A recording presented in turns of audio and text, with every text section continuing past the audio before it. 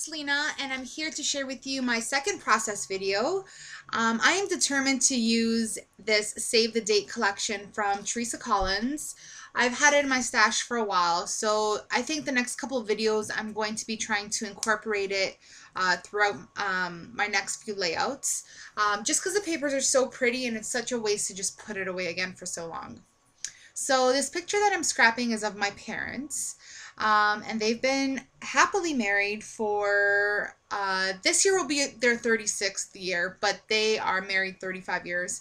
And so I just love the papers that are in this collection, and I'm starting off with the black and white stripe as my background paper.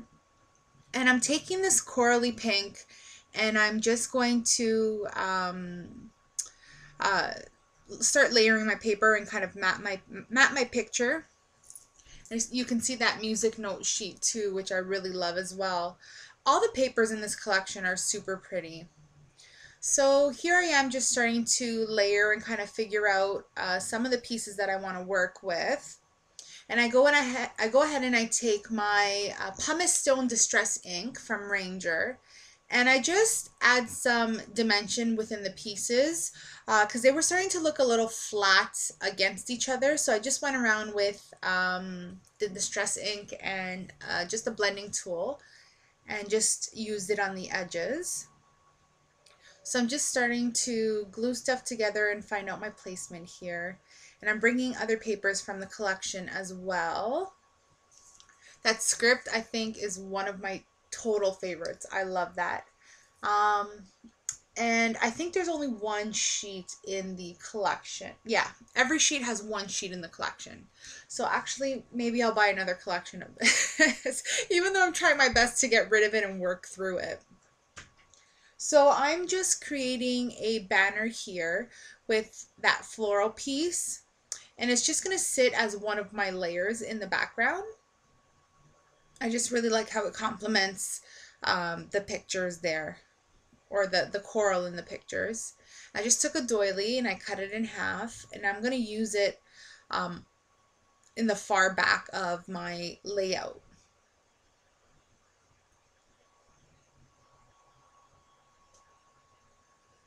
Then there's this card in the cut apart section of the papers, and it says happily ever after. And I really like the color of it, and I really wasn't liking the shape of it. So I took my scissors and I cut around the actual card. There's a circle in the middle, so I just cut around that. I made it from a rectangular card to it being more definitely a circular piece on my layout. So I just stick that on dimensional and adhere it down. Then I go through what is the most disgusting and gigantic mess of die cuts ever.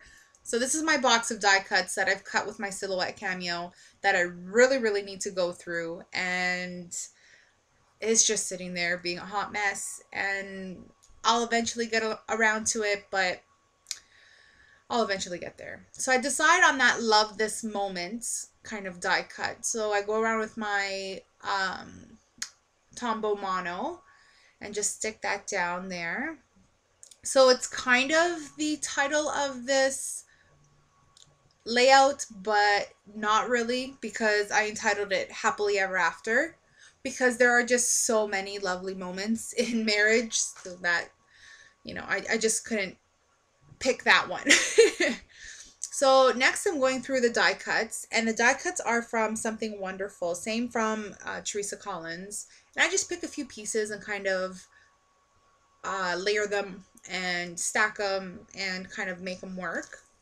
And like I mentioned in the previous video to this one, the colors in the collection are very similar. The styles are different, but the colors are very, very similar, with the addition of Something Wonderful having the yellowy orange tone. So I really love that.